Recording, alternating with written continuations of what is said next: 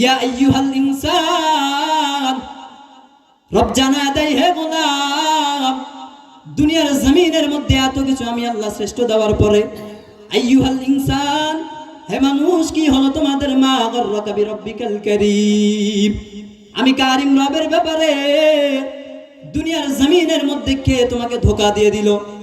কার প্ররোচনায় পড়ে আমি মালিককে ভুলে গেলাম? আমি কেমন মালিক বলে, আমি যেই মালিক 99 নামের গুণে গুণান্বিত। আমি কেমন মালিক, যেই মালিক দুনিয়ার জমিনের মধ্যে রহমান হওয়ার কারণে কাফের কেউ খাবার দেয়, অশান্ত হৃদয় শান্ত হয় জিকিরের মাধ্যমে।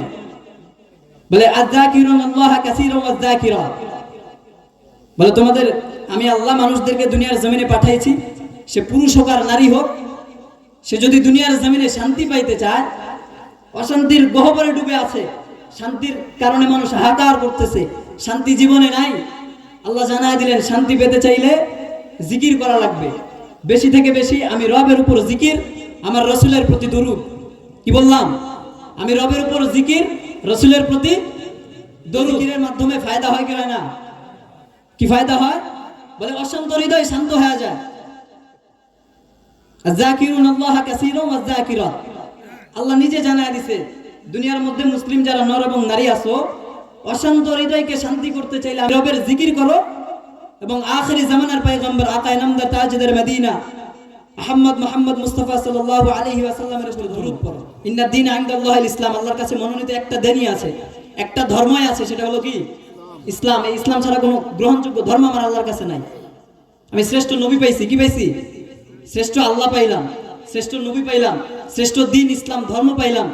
এরপরও আমি মানুষগুলো যখন গাফেল হয়ে যায়, এরপরও আমি মানুষগুলো যখন তাফসীরুল কোরআন মাহফিল এরকম দরবারগুলোতে না যাই, মসজিদে না যাই, যাকাত আসলে যাকাত না দেই, রমজান না রাখি, তো তখন আমি এত শ্রেষ্ঠ কিছু পাওয়ার পরে যখন মানুষ গাফেল হয়ে গেলাম, তখন আমি বলতেছি না, আমার আল্লাহ বলতেছে ইয়া আইয়ুহাল ইনসান মা গররাকা বিরব্বিকাল কারীম।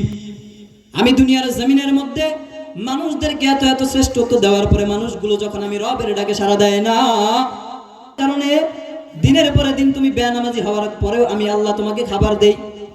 আমি মালিক রহমান হওয়ার কারণে জমিনে রাখি।